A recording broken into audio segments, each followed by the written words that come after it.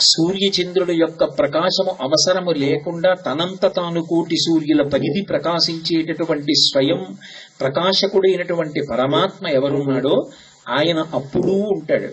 ఈ సృష్టి ప్రారంభము ఆయన నుంచే. అదే కుంభకోణం క్షేత్రం. మొట్టమొదట ఈ సృష్టికి సంబంధించినటువంటి అమృత బీజములుంచబడినటువంటి ఘటము, ఒక కుండ మేరు పర్వతం మీద కదులుతుంది ప్రవాహం యొక్క తాకిడికి.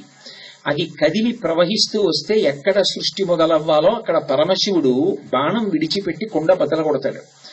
అప్పుడు మొట్టమొదట అమృతంలో తడిసినటువంటి బీజములు భూమిలోకి వెడతాయి. అప్పుడు సృష్టికి పూర్వం అసలు సృష్టి జరిగినప్పుడు ప్రాణులకు పెట్టవలసిన అన్నాన్ని ఉత్పత్తి చేస్తాడు ఈశ్వరుడు. అది వికసనం అంటారు. అయోమయావస్థ ఉండదు. ఒక సృష్టి చేసే ముందు సృష్టింపబడిన ప్రాణి తినడానికి కావలసిన అన్నాన్ని ముందు సృష్టిస్తాడు. అదే కుంభకోణం. అందుకే ఇప్పటికీ కుండ ఆకృతిలో ఉంటాడు అక్కడ పరమశివుడు. అందుకే ఆయనే అందరికన్నా మొదటివాడు. ఆయన కన్నా ముందెవ్వరు ఉండరు. లోకములు వెళ్ళిపోయినా ఆయన మాత్రం అలాగే ఉంటాడు. మహాప్రళయ సాక్షిణి అమ్మవారు కూడా ఆయనలోకి వెళ్ళిపోతుంది. ఆయన ఒక్కడే. అందరూ వెళ్ళిపోయినా ఆ పరమేశ్వరుడు ఒక్కడే మిగిలిపోతాడు. అలా మిగిలిపోయేటటువంటి వాడు, అందరికన్నా ముందున్నవాడైనటువంటి పరమేశ్వరుడు ఎవరున్నాడో ఆయన ఆది. ఆయన ఊపిరి అభేదం. ఆయన ఊపిరి, ఆయన వాక్కు. కాబట్టి వేదమునకు ఆయనకు అభేదం. ఆయన మొట్టమొదటి వాడు. అన్నిటి తర్వాత ఆయనే ఉంటాడు. ఆయనతో పాటు ఉండేది వేదం. ఆ వేదము ఈ ధర్మమునకు ప్రమాణం. అందుకని దీనికి పేరేమి అంటే హిందూ మతము అంటూ ఉంటారు. కానీ హిందూ మతము అనేటటువంటిది మనకి వైదికంగా వచ్చినటువంటి పేరు కాదు. సనాతన ధర్మము. ఏదీ లేనప్పుడు మొట్టమొదట ఈశ్వరుడితో పాటు ఏ ధర్మం ప్రారంభమైందో అదే సనాతన ధర్మము. అందుకే దీనికి వేదం ప్రమాణం. వేదము ప్రమాణ వాక్కు. ఆ వేదము చేత చెప్పబడినదేదో అది ధర్మము. సనాతన ధర్మంలో ఏది ధర్మము అన్న విషయాన్ని ఎవరు నిర్ణయించాలి అంటే శాస్త్రమే నిర్ణయిస్తుంది. తస్మాత్ శాస్త్రం ప్రమాణంతే కార్యాకార్య వ్యవస్థితౌ. శాస్త్రము అన్న మాటకు అర్థం శాసనాత్ శంసనాత్ ఇది శాస్త్ర. నిర్భయంగా ఇది ఇలాగే ఉండాలి అని ఎవరు చెప్తారో దానికి శాస్త్రమని పేరు. ఆ శాస్త్రము ఈశ్వర వాక్కు. దానికే వేదము, వేదశాస్త్రములు అంటారు.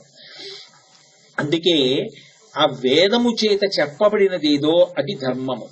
అయితే ఏమండి మరి మేము వేదం చదువుకోలేదు, మేము వేదం వినలేదు అంటే మాకు అసలు ధర్మం తెలియనట్ట అంటే ఇంకొక మెట్టు కిందకొచ్చారు.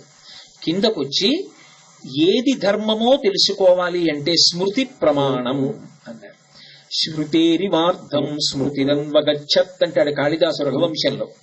ఆవు వెంట దూడ ఎలా వెళ్ళిపోతుందో స్మృతి శృతి వెనకాతల అలా వెడుతుంది. శృతి అంటే వేదం.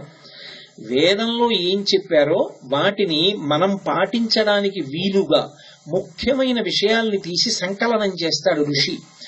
ఏ ఋషి అలా సంకలనం చేశాడో ఆయన పేరు మీదుగా ఆ స్మృతి వస్తుంది. యాజ్ఞవల్కుడు రూపకల్పన చేశాడనుకోండి, సంకలనం చేస్తే యాజ్ఞవల్క్య స్మృతి అంటారు. అలాగే అత్రి మహర్షి చేస్తే అత్రి స్మృతి అంటారు. ఏ మహర్షి అలా సంకలనం చేశాడో ఆయన పేరు మీద స్మృతి ఉంటుంది. స్మృతిలో కొత్తవి చెప్పరు. వేదంలో ఉన్నవే చాలా తేలికగా శ్లోక రూపంలో ఇస్తారు. నాకు స్మృతులు కూడా తెలియవండి అంటే పురాణం. భూతద్దం పెట్టి వేదంలో ఉన్న విషయాన్ని, స్మృతిలో ఉన్న విషయాన్ని పురాణం చెప్తుంది. పురాణం అని నేను అన్నప్పుడు మీరు ఒక విషయం బాగా పట్టుకోవలసి ఉంటుంది. పురాణము వేరు, చరిత్ర వేరు. చరిత్ర ఎక్కడ వరకు మాట్లాడుతుందంటే ఒక పేరు పెట్టబడినటువంటి ఒక శరీరం ఎప్పుడు పుట్టింది, ఎలా పెరిగింది, ఎంతకాలం ఉంది, ఎప్పుడు పడిపోయింది, అక్కడ వరకే చరిత్ర మాట్లాడుతుంది. పురాణం అలా మాట్లాడదు. పురాణము జీవుడి గురించి మాట్లాడుతుంది. ఏ కారణం చేత ఒకడు తరించగలుగుతున్నాడు, ఒకడు ఇది సత్యం అనుకుని పట్టుకున్నవాడు చిట్ట చివరికి ఎన్ని కోట్ల జన్మలు అడుక్కిపోతున్నాడు.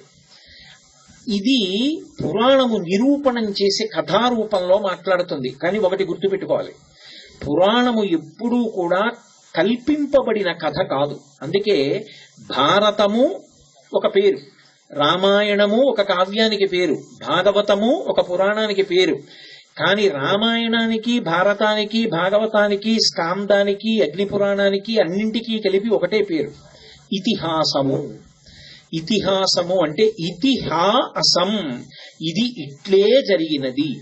ఇందులో కవికి మనసుకి తట్టినటువంటి ఒక విషయాన్ని కల్పించి చెప్పలేదు, యథార్థముగా జరిగినది మాత్రమే చెప్పాడు. అందుకే మీరు సనాతన ధర్మానికి సంబంధించిన వాంగ్మయాన్ని పరిశీలిస్తే మీకు ఒక అద్భుతం కనపడుతుంది. అందుకే రామాయణం అంతా చెప్పేశాక చివర కొన్ని మాటలు ఉంటాయి, ఇది ఇట్లే జరిగినది. ఈ రామాయణాన్ని ఎక్కడ ఎవరు కూర్చుని విన్నప్పటికీ 33 కోట్ల మంది దేవతలతో కలిపి శ్రీ మహావిష్ణువు, పితృదేవతలు కూడా సంతోషిస్తున్నారు. అందుకని అందరూ గట్టిగా అనండి, బలం విష్ణోః ప్రవర్ధతాం అని పూర్తి చేస్తారు రామాయణాన్ని. కారణం అది అట్లే జరిగినది, అది జరగని కథ కాదు, యథార్థముగా జరిగినది.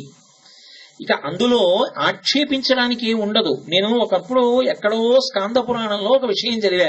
ధర్మరాజు గారు శివలింగాన్ని ప్రతిష్ఠ చేశాడు, దాని మించి ఆ గోమతి నది ప్రవహించి వెళ్ళిపోయింది, ఇప్పటికీ ఆ శివలింగం నీటిలో ఉంది. ఆ ధర్మరాజు గారు ప్రతిష్ఠించిన లింగమైన కారణం చేత, ధర్మమునందు శివుడికి ఉన్న అనురక్తి చేత నందివాహనారూఢుడు అన్న మాటకు అర్థం ధర్మం ఎక్కి తిరుగుతాడని. అటువంటి వాడికి అనురక్తి కాబట్టి ఇప్పటికీ కూడా గోమతీ నది దగ్గరికి వెళ్లి శివలింగం ఉన్న చోట ఎవరైనా ఒక మారేడు దళాన్ని వేస్తే సృష్టికి విరుద్ధంగా లోపలికి వెడుతుంది అని చదివాను నేను. పురాణము ఇతిహాసం, ఇది ఇట్లే జరిగినది, అనుమానం ఏం అక్కర్లేదు అందులో. కాబట్టి ఇతిహాసం, శృతి స్మృతి తర్వాత ధర్మాన్ని చెప్పగలిగినది ఎవరు అంటే పురాణం. అందుకే ధర్మము నుంచి మనిషి జరిగిపోకూడదని దేవాలయాన్ని ఆధారం చేసుకుని సాయంకాలం వేళ ప్రవచనం చేసేవాడు. రాత్రి ప్రవచనం విని వెళ్లి పడుకునేవాడు. మరునాడు కలిసి రానివ్వండి, కలిసి రానికపోనివ్వండి, ఉద్రేకపడేవాడు కాడు. ధర్మం విడిచిపెట్టకుండా మనిషి బ్రతికేవాడు. అందుకే ప్రవచనాలన్నీ దేవాలయాల్లో జరుగుతుండేవి. కాబట్టి పురాణం, శృతి స్మృతి పురాణం. 4వది శిష్టాచారం. శిష్టాచారం అంటే ఈ పై 3 కానీ కనీసం ఒకదానిలో కానీ నిష్ణాతుడైన వ్యక్తి ఎలా జీవనం చేస్తాడో, ఒక సందర్భంలో ఆయన ఎలా ప్రవర్తిస్తాడో చూసి అలాగే ప్రవర్తిస్తే అదే వేదంలో చెప్పబడిన ధర్మం. అందుకే రామాయణానికి వేదోపబ్రహ్మణము అని పేరు పెట్టారు ఋషులు. వేదం చదువుకుంటే ఏం తెలుస్తుందో రామాయణం చదువుకుంటే అదే తెలుస్తుంది. రామాయణం చదివేటప్పుడు నీ చదివేసిన రామకథేనండి ఇదంతాను అని చెప్పి గబగబా చదువుతానంటే నేను చెప్పలేదు. రామాయణం ప్రతి శ్లోకాన్ని మీరు జాగ్రత్తగా చదివితే రామాయణం వేదంలో ఉన్న అన్ని విషయాల్ని ఎలా చెప్తుందో మీకు అర్థం అవుతుంది.